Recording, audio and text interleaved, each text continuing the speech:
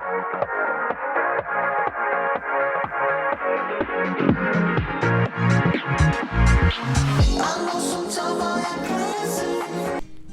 mes petits concombres, j'espère que vous allez bien.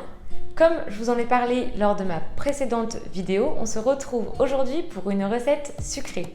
Je vais vous faire découvrir ma sublime tarte au citron meringuée.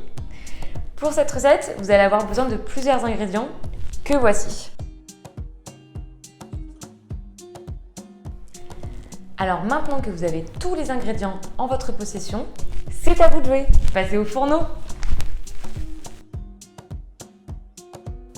Versez le sucre dans un saladier.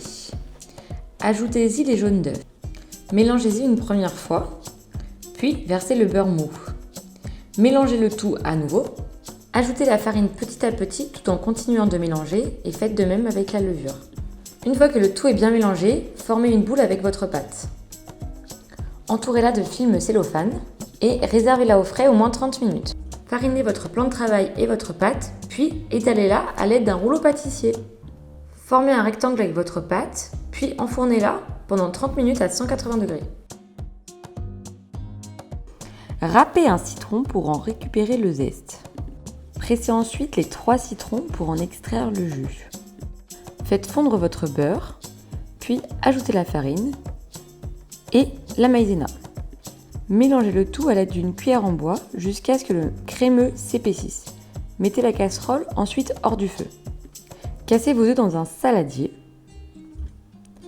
Battez-les activement et ajoutez les œufs au mélange précédent.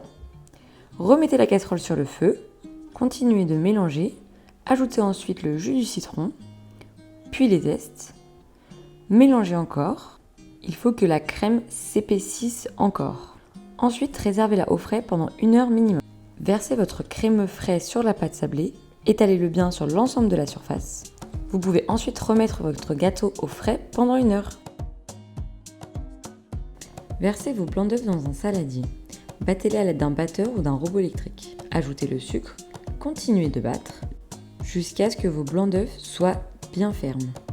À l'aide d'une poche à douille, formez des petites gouttes de meringue sur l'ensemble de la tarte.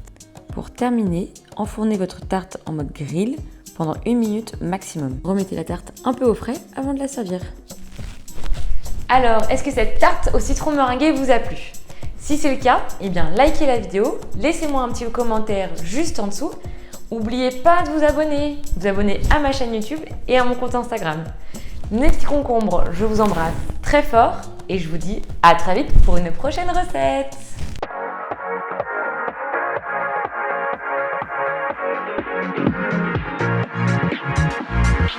I know sometimes